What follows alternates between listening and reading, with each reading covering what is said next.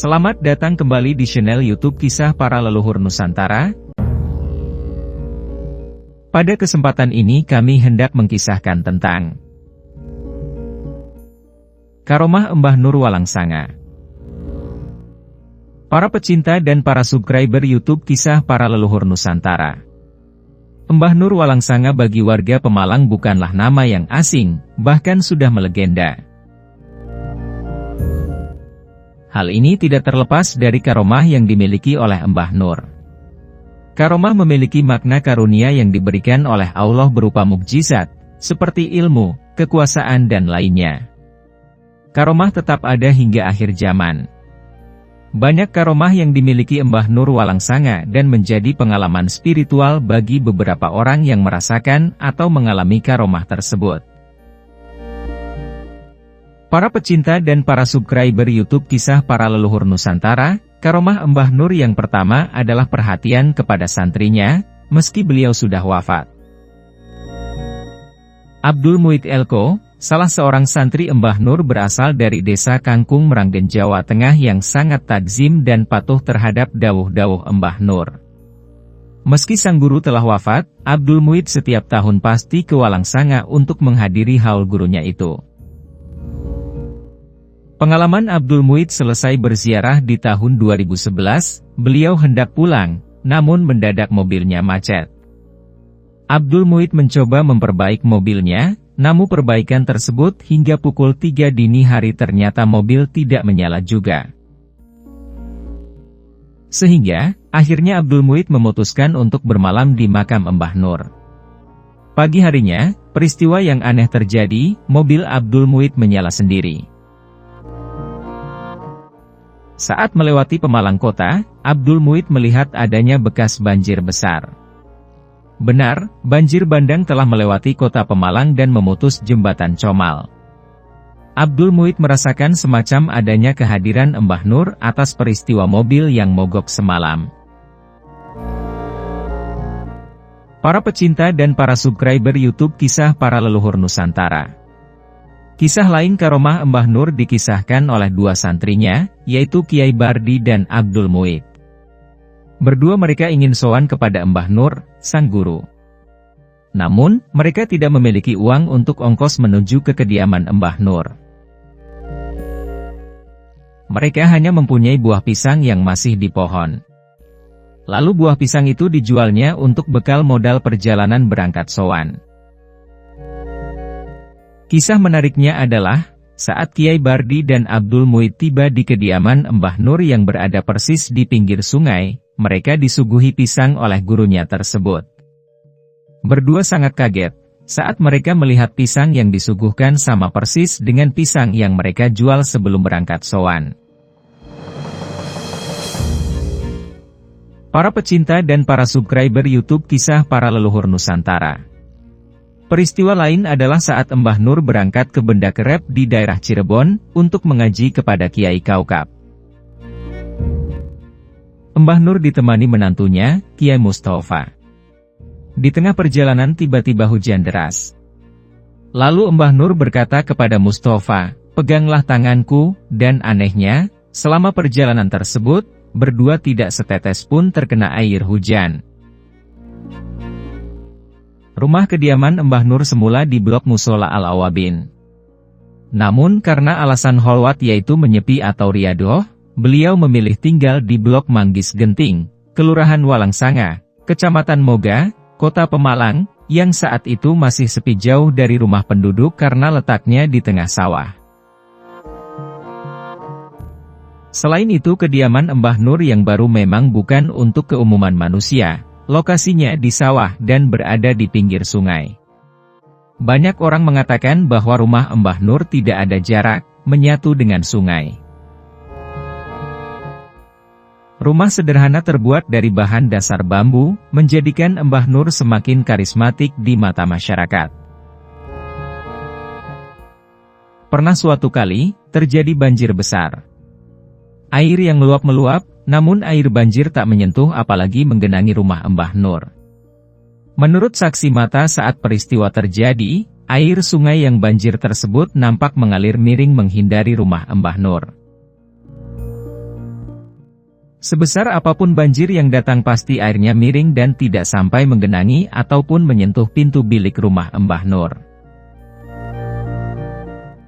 Para pecinta dan para subscriber YouTube Kisah Para Leluhur Nusantara.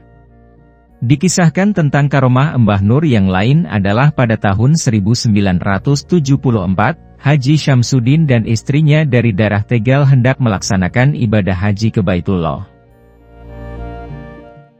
Semua syarat dan berbagai macamnya sudah terpenuhi, tinggal menunggu keberangkatan. Sambil menunggu keberangkatan, mereka sowan ke kediaman Mbah Nur untuk meminta doa dan berkah agar perjalanan haji mereka dilancarkan. Mohon doa restu Kiai. Tahun ini kami insya Allah akan melaksanakan ibadah haji. Doakan kami semoga lancar dan selamat, kata Haji Syamsuddin. Mau haji? Haji Singapura, ucap sang kiai tanpa ekspresi sedikit pun. Tidak lama setelah kunjungan tersebut, Haji Syamsuddin dan keluarganya lalu pamit pulang. Apa yang disampaikan oleh Mbah Nur menjadi teka-teki di dalam benaknya. Di belakang hari kemudian teka-teki dari perkataan Mbah Nur terjawab. Saat jadwal keberangkatan, karena adanya sesuatu hal yang sangat darurat, Haji Syamsuddin dan istrinya harus membatalkan rencana pergi hajinya tahun itu. Walau mereka telah berada di embarkasi di Jakarta. Baru, pada tahun-tahun setelahnya mereka bisa menunaikan ibadah hajinya. Jawaban Haji Singapura dari Mbah Nur terbukti, kalau sang tamu tak bisa menunaikan ibadah haji pada tahun itu, seakan Mbah Nur telah mengetahui peristiwa yang sebenarnya belum terjadi, weruh sadurunge winarah. Kisah lain terjadi pada Nyai Nurmi, salah seorang istri Mbah Nur, saat hendak pergi berhaji. Ia pamit minta izin dan doa dari sang suami.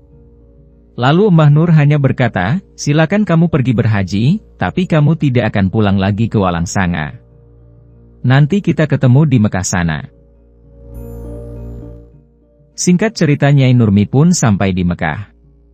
Dan betul di sana ia bertemu secara nyata dengan Mbah Nur, suaminya yang tidak turut berhaji. Selang beberapa waktu Nyai Nurmi pun meninggal dunia di Mekah Al-Mukarromah.